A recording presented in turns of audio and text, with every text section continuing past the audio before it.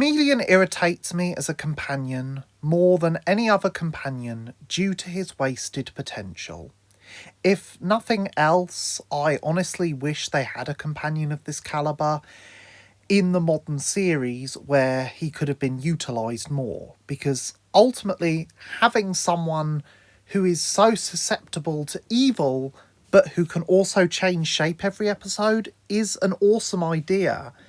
And had it not been for the fact that the writers couldn't figure out how to use him, the operators couldn't figure out how to work him, and that production issues just meant that his character was forgotten for most of his tenure and he ended up just hiding in the TARDIS from his starting story to his ending story where he was killed off, makes him feel like the most wasted companion in Doctor Who history, and therefore, regrettably, its worst. Dodo is a bizarre companion in that she doesn't really do anything wrong, but she doesn't really do anything right either. And every single choice about her seems to be made to make her the most bizarre character ever. Her outfits made little to no sense. Her personality seemed to change on a whim from her being nearly a genius to being the most stupid person ever. She seems to find fun in danger when she should be screaming and running for her life. And even her accent changes midway through her tenure to the point where she doesn't even feel like the same character from story to story.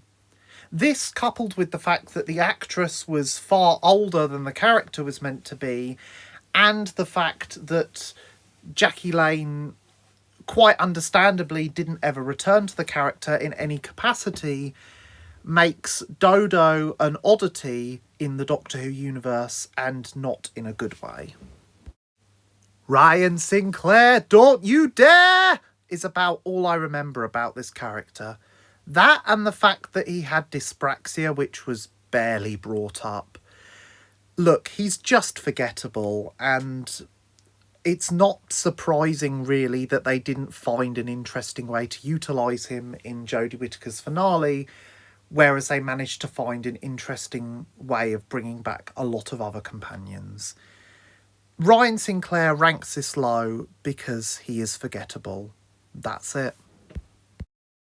Much like Chameleon, Katarina suffers from a great amount of wasted potential. I love the idea of characters coming from different times, be that the future or the past, and seeing how that affects them on their adventures. And I do understand how writing for a character from ancient Greece would be an immense challenge, but I feel like it still could have been done. And I do like the aspect of her character that she didn't really understand what was going on and thought the Doctor was a god taking her to the afterlife, and that ultimately she thought she was already dead, so didn't understand that she was truly sacrificing herself. But I just feel like there was more to be done with this character, and even though I like the way that she was killed off and handled in that regard, I feel like more time should have been spent with her. Yasmin Khan has the distinction of being the only companion to have exactly the same tenure length and episode starting and ending point as an incarnation of the Doctor, being there for every single one of Jodie Whittaker's stories and only every single one of Jodie Whittaker's stories. And I feel like if they had made more of an effort to make it obvious that she was falling for the Doctor, and maybe explored the Doctor falling for her as well, rather than having it as a last-minute, last 3-episode thing that doesn't really go anywhere, maybe she'd be higher on this list, because ultimately, other than that, much like Ryan, she's just kind of forgettable. In 1984, Nicola Bryant was given the unenviable task of not only playing Peri Brown, but also, at John Nathan Turner's request, keeping up the pretense that she was American outside of the programme. And to her credit, everyone seemed to believe that at the time. I don't know how, because there are some obvious points where her accent slips during her first episode, and like, what state is her accent from? It's never established. It doesn't really sound like any particular accent. But besides her accent, she is shrieky, irritating, has a better relationship with the doctor that she spends less time with, and was ultimately there just to A, make the show look international, and B, provide some fan service. Because, let's be honest, she did wear some pretty skimpy looking outfits. I like Nicola Bryant, and I actually do like what they did with Perry in some of the audios, but if we go by the show alone, she has to rank this low. I never really bought into Mickey. I don't know why. Something about his performance didn't seem genuine. I didn't get his genuine affection for Rose. I didn't feel like he could have reasonably been a mechanic. I didn't find his journey from wimp to a much braver figure realistic. I then didn't find the fact that he ended up with Martha that believable. And allegations against Noel Clarke aside, which, to be fair, do paint a pretty dark shadow over the character, I just didn't like him. Rory Williams essentially suffers from the same issues as Mickey Smith, except the actor's performance is about 3% more compelling, and their relationship with the other companion, in this case being Amy, is about 15% more believable. But at the end of the day, it's the same issue again, where they created a major companion and then created a minor companion to be the love interest of the major companion, and ultimately therefore didn't serve the minor companion equally or fairly. Adric has somehow been served better since the character's been killed off than during his own tenure.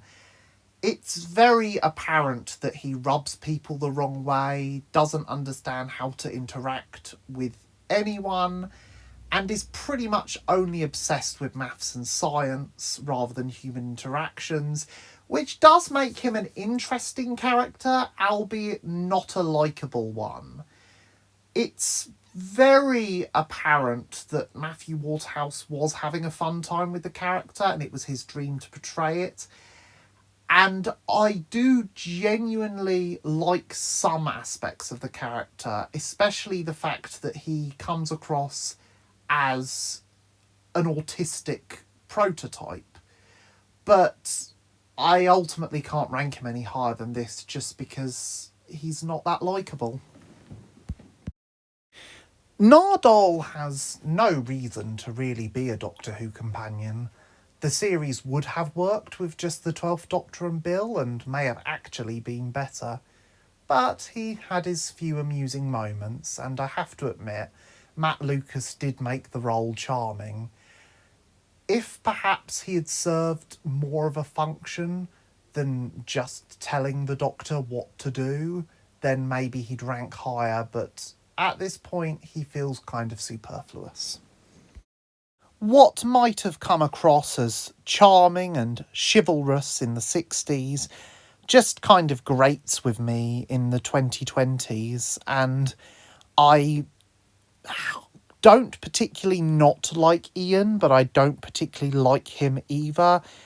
And I just think that in terms of all the original companions, he has the weakest character. Had Russell T Davies not brought Mel back, she could have easily been a good 10 places lower than this. But she actually had a pretty successful revival, despite being a very poorly written character in the original 1980s series. Her relationship with the Doctor was pretty much non-existent, and her computer programming didn't get a mention until the revival series. So thank you, Russell T Davies, for proving that Bonnie Langford can in fact act. Clara had a lot of pressure put on her character.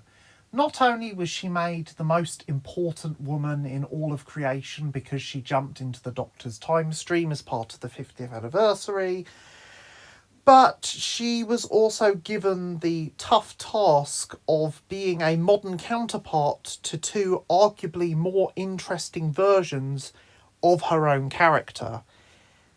And the reason she ranks this low is because I don't think she succeeded. I think modern schoolteacher Clara is quite a bit less interesting than futuristic turned into Dalek Clara, and quite a lot less interesting than Victorian nanny Clara.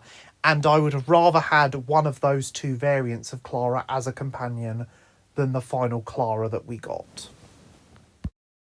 Whilst I enjoyed Ben's scepticism and his working class attitude, I simply found his relationship with Polly very grating. I didn't think he had much camaraderie with Jamie, and I didn't think he built up that much of a rapport with either Doctor he was with either. And weirdly enough, despite the writers wanting to portray it in a different way, he somehow came across as less useful than Polly in a lot of episodes. So I can see why they wanted to write him out earlier than her. But they ultimately left together. Nyssa comes across as quite cold in a lot of ways, and I think that is understandable considering she basically lost everything.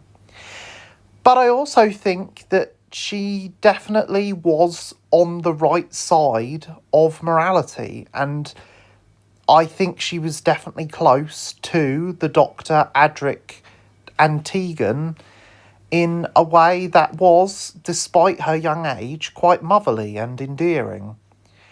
I like Nyssa.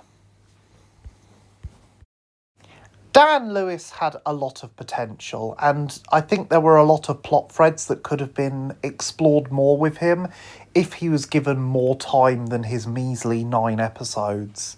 But overall, I liked his character. I thought he had some funny moments, and I just ultimately wish the writers knew what they were doing with it and gave John Bishop a little bit more instruction on how to do it, because at times he himself didn't seem to know what he was doing with the role.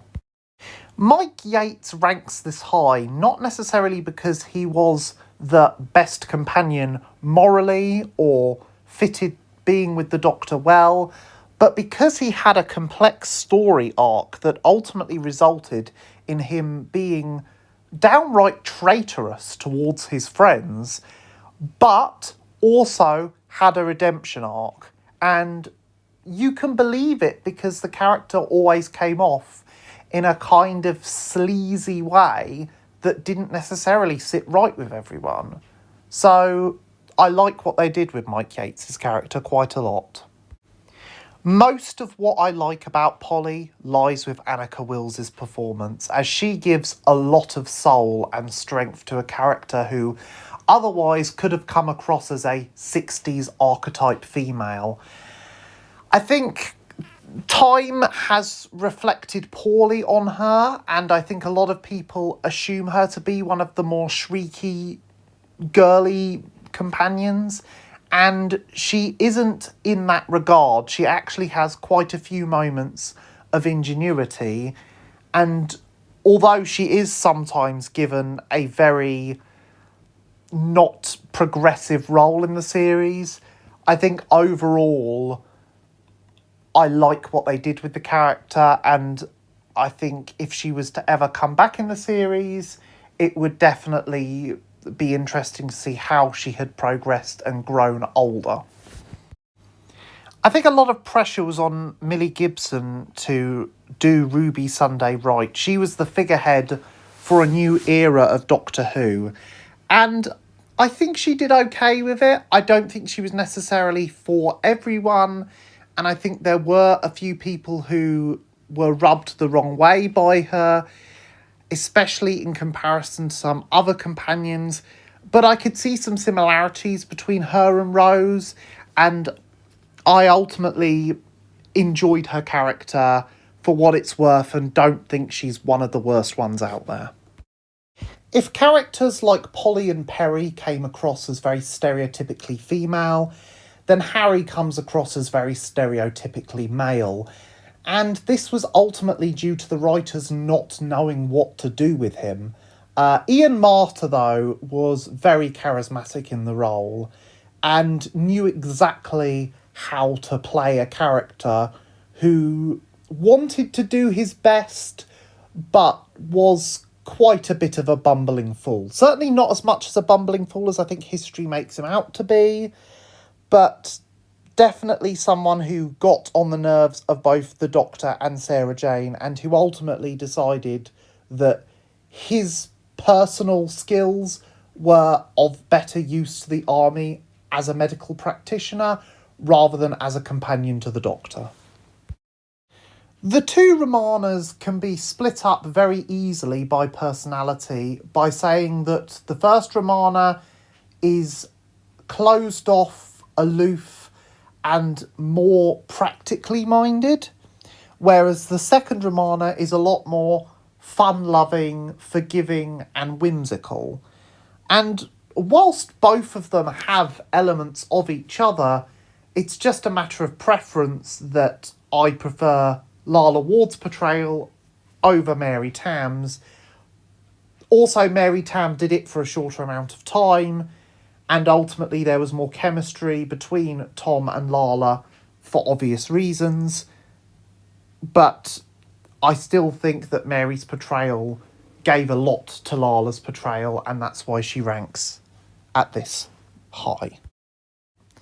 Again, splitting John Barrowman from Jack Harkness, the character himself is very interesting, and certainly I enjoy the aspect of immortality. I actually enjoyed a lot of Torchwood for what it was worth, and he did add a certain spirit of fun to the episodes he was in, and it was nice to get a sort of bombastic American character into the programme, and sort of almost a character who didn't become necessarily a straight companion, but more a rival to the Doctor in a lot of ways, as there were a lot of scenes where the Doctor and Jack would try and outdo each other in a quite a boisterous way, and that was always fun to watch. Turlough is yet another character who this show didn't seem to know what it was doing with most of the time, but Mark Strickson carried off the many facets of the character in a pretty decent way, and I actually did enjoy seeing the story arc of Turlough finally confronting the Black Guardian and realising that although he was cowardly enough and immoral enough to initially take on the role of killing the Doctor, he couldn't do it in the end because he knew the Doctor was a good person and someone who saw the best in him. And ultimately, the Doctor was right to trust him because he came through in the end. Had Sara Kingdom stayed on to be a long-term companion, I reckon she would be very high on this list, mainly because of Jean Marsh's overpowering performance. However, Jean Marsh herself has actually stated on several occasions that she thought that Sara Kingdom didn't count as a companion. So, with that in mind, I felt it was a decent compromise to give her a mid-ranking. I love Sara Kingdom, I love Jean Marsh's performance, but was she a proper companion? That's the debate that needs to be had in the comments section, I think. Carole Ann Ford was told going into the role that Susan would be an action girl with superpowers, and whilst this didn't come to light in any real meaningful way, Susan was still portrayed as mysterious enough and relatable enough that she comes across as likeable and a very good moral compass for the First Doctor. I liked the fact that Victoria had more about her than her appearances would initially suggest. She wasn't afraid to tell the Doctor and Jamie what she really thought about a situation, and she also wasn't afraid to finally confront them and say to them that she didn't want to travel with them anymore and that it was all too much for her. I can respect that. Some people find Tegan annoying, but ultimately I found the Fifth Doctor more annoying. So the fact that she often tells him where to go is really quite cathartic for me. And I like Janet Fielding's no-nonsense portrayal of the character, especially in the modern revival series, where the character has grown a lot older and tougher and less forgiving, but still hasn't lost the undercurrent of warmth. She was another companion who wasn't afraid to confront people if they thought that they were doing the right thing and they clearly weren't. It honestly surprises me that Benton was never asked to actually join the TARDIS crew properly, as he was incredibly loyal to the Doctor. There were several instances where a lot of the rest of the world and the authorities were against the Doctor, and Benton still stood by him and said that he trusted the Doctor more than whatever was going on and knew that the Doctor would never be on the side of evil. And that, I guess, is what ranks him higher than Mike Yates, in the fact that his loyalty never wavered and he was a genuinely good man who just happened to be working for the military. River Song is fascinating to me because she somehow represents everything the Doctor is against, but also everything the Doctor loves. She has evil streaks in her, and she's not afraid to kill or be violent. But she also knows how to have adventure and fun. And the Doctor clearly likes that aspect of her enough to be genuinely smitten with her and to have a chemistry with her that goes beyond either of their respective lifespans.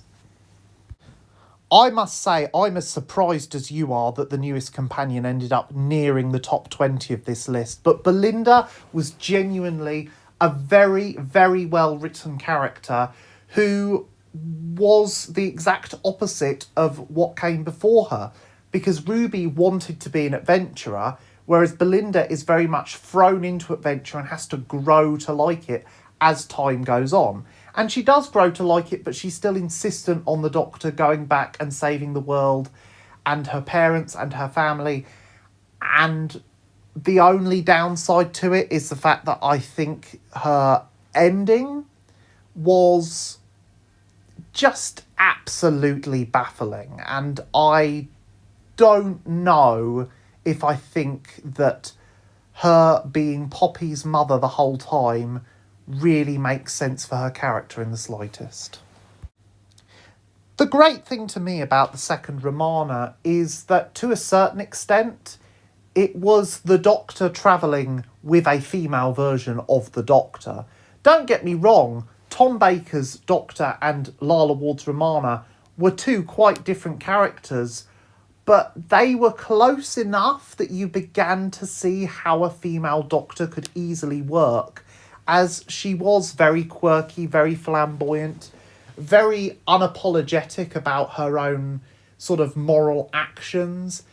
And I loved that she took what Mary Tamm did and essentially grew the character in a direction to make her more fun and to make her more appealing to kids, and to ultimately say she would have warmed up to the Doctor and maybe even thought, I've learned a lot from him, I'm going to start acting a bit more like him now. Liz Shaw's status as one of the Doctor's companions is not clear, as she never technically travelled in the TARDIS with him, as the TARDIS was out of action during her time as the Doctor's assistant. But she stood by him, believed in him, and was definitely able to help him along the way. So, in my eyes, that makes her a pretty dedicated, very feisty, and highly intelligent companion for the sake of this list. So, how can Wilfred Mott have the 18th spot on this list when other people with a similar length, such as Grace Holloway, Adam Mitchell, Lady Christina de Souza, all could be on this list? So what marks Wilfred Mott as being eligible for this list and those people as not? And the simple answer is it's Bernard Cribbins, so it gets approval. Karen Gillan is an incredibly talented actress, and Amy Pond is an incredibly well thought out and genuinely fascinating character. I love her relationship with the Doctor. I think her progression of the different stages of her dynamic with Rory was fascinating. I think she also had a pretty interesting dynamic with River, and I think she wasn't afraid to fight for herself, but also wasn't afraid to tell the Doctor when he was wrong, and could see the good in certain creatures that other people couldn't. She was willing to see the good in the most unlikely of places. Stephen Taylor was perhaps the most forthright about his feelings to the First Doctor, and I think that endears him an awful lot in my mind, as I enjoy his character progression, I enjoy what his character ended up doing, and how his relationship between the female companions differed from Vicky to Katerina to Sarah to Dodo. He always felt like he knew what he was doing, he knew his own mind, and he was a genuine asset to the TARDIS team. They just let some poor, confused grandad wander onto the set and be a companion for a while, and it's beautiful and moving and funny, and I can't help but love it. Despite it being pretty clear that Vicky was written as a replacement character for Susan Foreman, she elevates that role to be much more funny, chirpy, adventurous, and generally endearing than Susan ever was. And I feel that her relationships with Ian, Barbara, the Doctor, and Stephen all flourished with a certain charm that simply made her endearing to watch.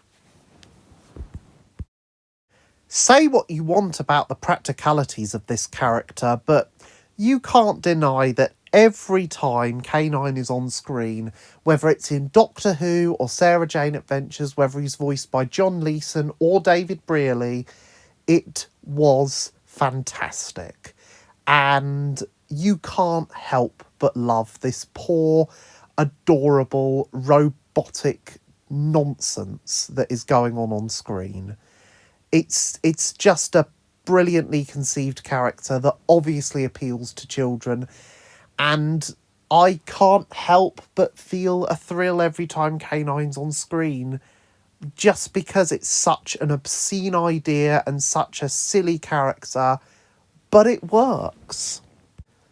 I can honestly see and sympathise with people who find Zoe Herriot annoying. I do get that she can be a little bit insufferable, but to be perfectly honest, her relationship with Jamie was incredibly sweet. Her rivalry with the Doctor was honestly quite amusing. And her naivety in a lot of situations was just fun to watch. So I can't dislike Zoe. Jo Grant is essentially everything that the Doctor isn't, but at the same time everything that the Doctor is. She's like halfway between the Doctor and his complete opposite, because she's very sweet, very good-natured, and very aware of the issues that the world is suffering from, and very happy to help with such issues.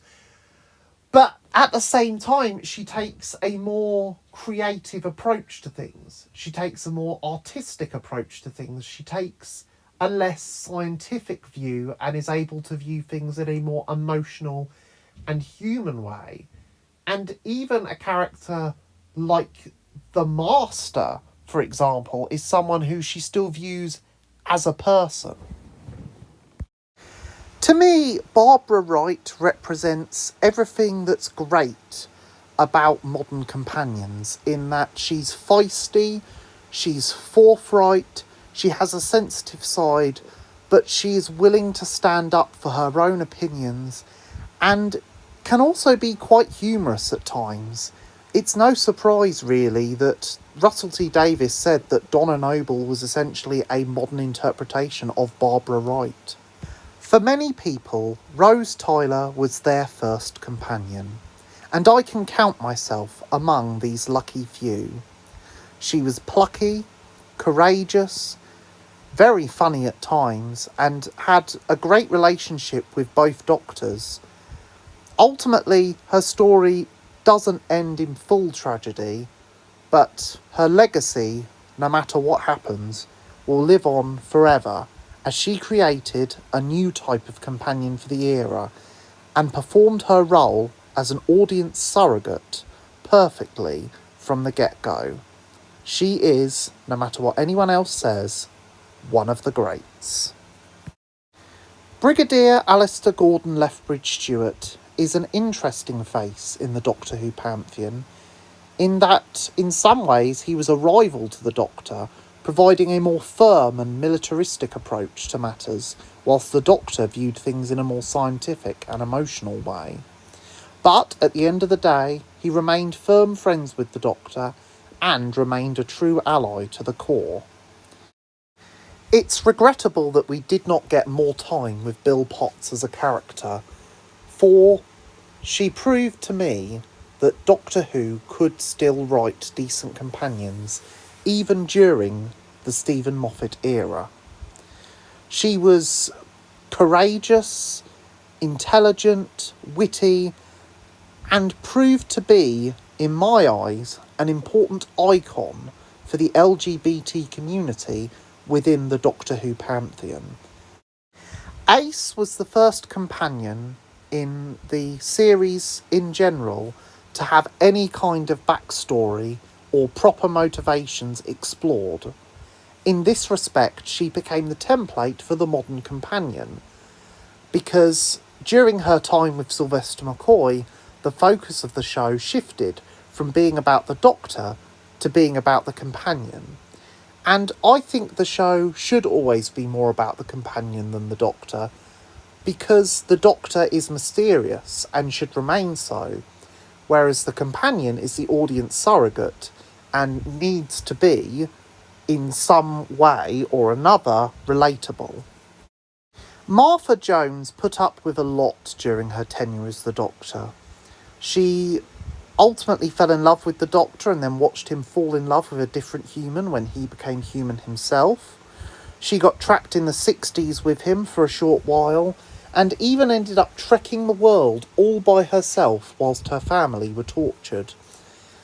The fact that she came out of this and still had a positive attitude and was able to see the good in people says a lot for her character.